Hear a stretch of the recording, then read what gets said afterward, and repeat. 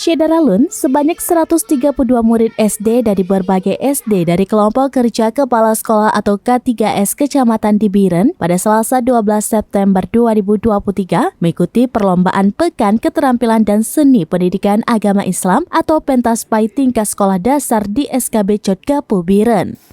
Pentaspai memperlombakan sejumlah cabang, yaitu lomba azan diikuti 12 peserta, kemudian cerdas cermat sebanyak 36 peserta, lomba pidato 24 peserta.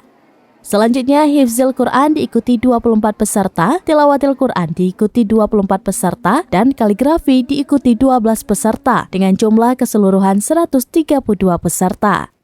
Lomba azan dan pidato berlangsung di Musola Dinas, cerdas cermat di Aula Dinas Pendidikan dan Kebudayaan, kemudian Hifzil Quran dan Tilawah di Aula SKB, lomba kaligrafi di salah satu ruangan SKB. Setiap cabang lomba tambahnya ditetapkan peringkat 1, 2, dan 3. Panitia memberikan piala dan uang pembinaan.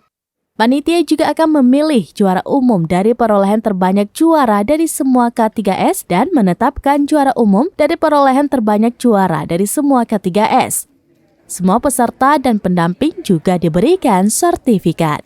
Dari Biren, Yusmandin Idris, Surabines.com.